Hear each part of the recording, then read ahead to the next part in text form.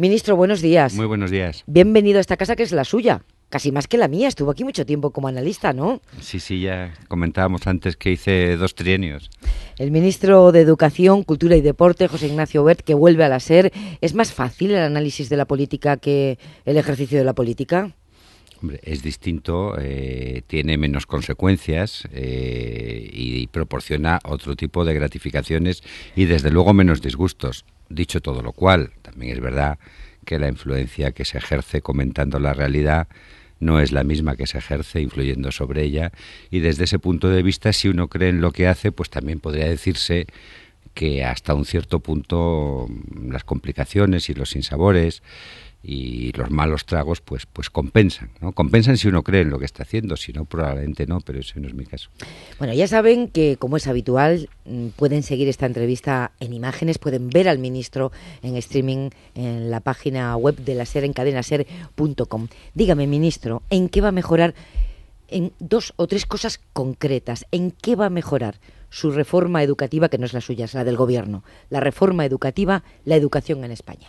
Bueno, para empezar, yo querría que no solo fuera la del gobierno, yo desearía que fuera la de la sociedad española.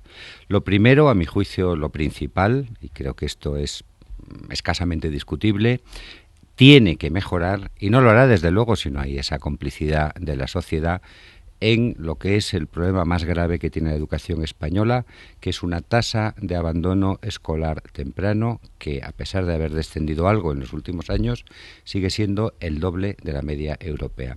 Fíjese, Pepa, que cuando se empezó a medir esto a nivel comparativo, a nivel europeo, en el año 1992, y respecto a los 12 países que entonces integraban la Unión Europea, la tasa de abandono escolar de España, que era entonces del 40%, era apenas un 30% superior a la media europea. La media europea estaba en torno al 30%. Hoy la media europea es del 13% y la española del 25%. Quiere decir que, siendo cierto que arrancábamos de una posición más retrasada, en el curso de estos últimos 20 años, lo que hemos hecho es retroceder relativamente, y eso no tiene el menor sentido. Quiero decir, un país que, por poner una referencia muy reciente, entre el año 2000 y el año 2009 ha duplicado en términos nominales el dinero, la inversión pública que se dedica a educación, no puede o no debe tener unos resultados en términos de abandono escolar temprano tan preocupantes. ¿Por qué esto es lo principal? Pues yo creo que por una razón que se entiende muy bien. Cada vez habrá menos posibilidades de insertarse con dignidad en la sociedad sin una mínima cualificación académica o profesional.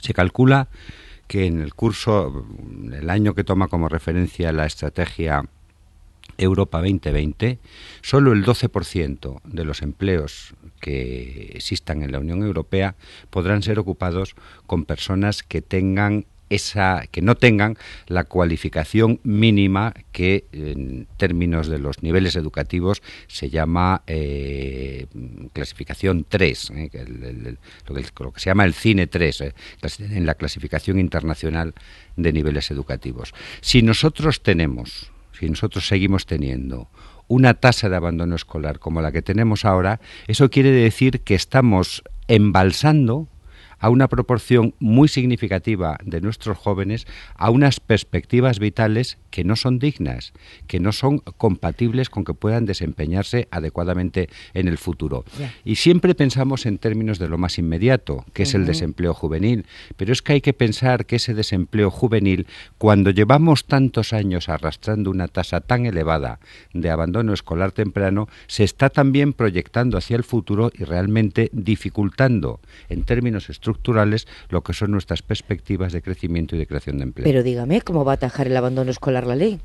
¿Con qué medidas concretas van a atajar el abandono escolar?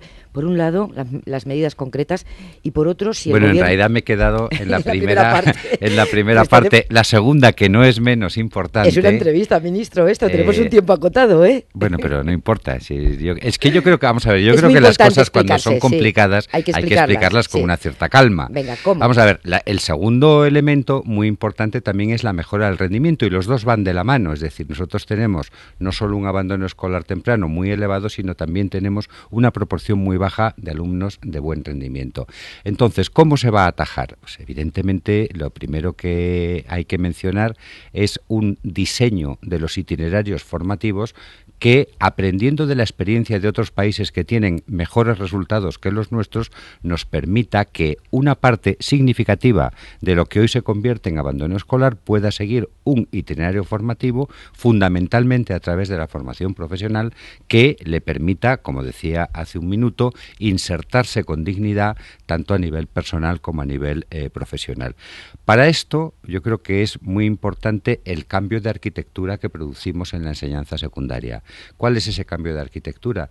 Pues fundamentalmente la creación de una modalidad formativa nueva que hemos llamado formación profesional básica, que permite a un alumno, a partir de los 15 años, seguir un itinerario formativo de 2 años, al final del cual puede obtener la titulación en eso, que hoy la práctica totalidad de estos alumnos que constituyen el abandono escolar temprano no llegan a conseguirla, es decir, no llegan a titular en eso, y que además permite, porque yo creo que la transitabilidad es un elemento esencial en la reforma, permite pasar de ahí a los ciclos formativos de grado medio, de los que podría seguir en la formación profesional superior, etcétera. Pero la formación profesional ya existía en España. Lo que hacen ustedes es adelantar la toma de decisiones. No, eso no. Vamos a ver. La formación, sí. Entonces, sí, la formación profesional, claro que existía.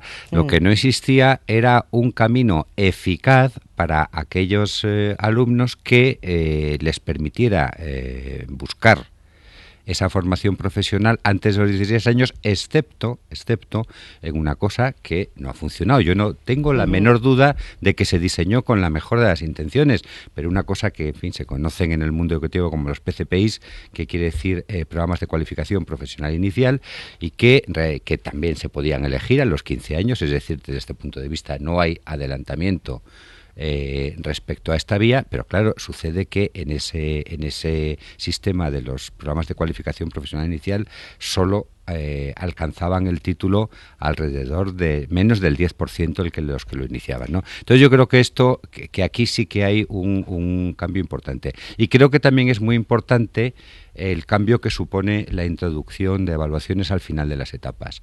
Creo que probablemente ese es un cambio que tiene más que ver con la mejora del rendimiento. En absoluto están planteadas esas pruebas ni como reválidas, como se suele decir generalmente con la intención de descalificarlas, puesto que no son test de conocimientos, son test de adquisición de competencias, y sobre todo para nada su propósito es dejar gente en el camino, todo lo contrario. Si le entiendo bien, ministro, por resumir, yo le preguntaba, dígame 2 o 3 cosas concretas que van a mejorar la educación en España. Me ha dicho el diseño de ese itinerario para llegar a la formación profesional por parte de quienes abandonan los estudios sin tener la titulación de la ESO.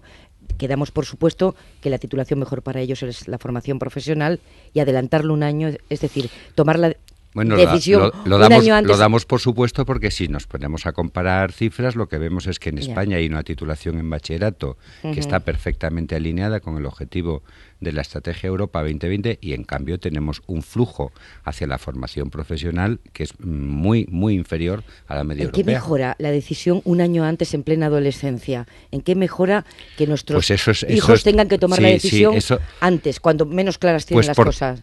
No, vamos a ver, primero no tienen que tomar la decisión, hay un consejo orientador del centro y deciden los padres. No, la decisión no la toma. Pero se toma la decisión sobre un adolescente que es más joven que antes, un año antes, ¿no? Vamos a ver que esto es muy importante. Esto es muy importante, sí. Hoy, los programas de cualificación profesional inicial, los PCPIs, tienen una matrícula en torno a las 80.000 personas. 80.000 personas, si comparamos con lo que es la matrícula de la ESO, es una proporción realmente pequeña. No estamos pensando que esa formación profesional básica vaya a ser una vía que siga mucha gente. Justamente de lo que se trata es de rescatar a los que, si no existiera esto, no es que fueran a ir por otro camino, es que se perderían. De hecho, es que se pierden. Esto es lo que hay que entender. Cuando se habla de que esto supone una segregación, lo que no se está teniendo en cuenta es que, frente a esta alternativa que ahora se ofrece, la única vía que actualmente en la práctica seguían era la vía de la exclusión, es decir, quedarse sentados en el pupitre hasta que a los 16 años se les pidiera no el título de la ESO, que no conseguían, sino un certificado de que tenían 16 años y que, por tanto, podían ir a trabajar, puesto que habían cumplido con el periodo de escolarización obligatoria. Bien, ministro, y usted se encontraba particularmente satisfecho, que le preguntaba por dos cosas concretas. Esta es una, y la otra era las reválidas, que usted llama evaluaciones. Mal llamadas reválidas. Evaluaciones, es decir, un control permanente del estudiante. No, permanente no, perdón. Secuenciado a lo largo al final de cada etapa. Mire, 18... Déjeme hablar también un poco a mí, ministro. Pero sí, creía que me habían traído a mí para entrevistarme. Sí, pero es que quiero hacerle una pregunta, quiero formarle una pregunta. Habla con una convencida y va a decirle del valor del esfuerzo y de que se evalúe lo que los alumnos van haciendo, y que eso es bueno siempre para los estudiantes en cualquier etapa. Es bueno para los estudiantes, para los profesores, para los padres y para todo el mundo. Y para los periodistas y para los ministros seguramente. ¿Qué hacemos con un alumno que al final de la etapa de la ESO suspende, no aprueba su evaluación, su reválida? ¿Qué tiene pensado para ese niño o esa niña, que es un niño o una niña, y que suspende y que sí tiene penalización académica? ¿Qué conseguimos para mejorar su nivel? ¿Qué tenemos para él? Al día siguiente ha suspendido la reválida de cuarto de la ESO. Tiene 15 años, es un niño, una niña, ¿qué hacemos con él? Pues evidentemente repetir la reválida de la ESO. Es completamente obvio, es decir... Entonces, ¿pierde ahí un año? ¿Cómo es eso? ¿Cómo es? No, primero habrá 2 convocatorias, o sea que no necesariamente ha de perder un año. Y si tiene que perder un año para adquirir esas capacidades, vamos a ver si reconocemos de lo que estamos hablando. En este momento, el 38% de los chicos y chicas de 15 años ya han repetido un curso. Es decir, tenemos una de las tasas de idoneidad. Se llama tasa de idoneidad a la proporción de gente que está en la edad que teóricamente les toca, es decir, que van, por decirlo en el propio lenguaje, los estudiantes año por curso. Pues tenemos la tasa de idoneidad más baja de Europa. Entonces, parece que es que yo creo que muchas veces cuando se analiza la ley, se analiza contra una situación ideal que no tiene nada que ver con la realidad. Es decir, partamos, y es lo que ha hecho la ley, que es decir, el proceso de diagnóstico y de análisis ha partido de la realidad, ha descubierto, por supuesto, nuestras fortalezas, pero también, pues, puesto que es lo que nos toca, resolverlas, las debilidades. Y a partir de ese análisis de las debilidades, está planteando las soluciones. ¿Cuál es una de nuestras debilidades más fuertes? Una tasa de repetición que además de entorpecer el funcionamiento general del sistema es carísima. Simplemente la proporción de repetidores que hay en la fase de enseñanza secundaria obligatoria en la ESO tiene un coste adicional de 2.500 millones de euros. Imaginemos lo que se puede conseguir en términos de mejoras de la calidad simplemente reduciendo esa tasa de repetición. Y para eso también hay una serie de medidas en la ley que suponen una detección precoz de las debilidades que empieza a partir de la primaria y que es muy fuerte en primero y segundo de la ESO.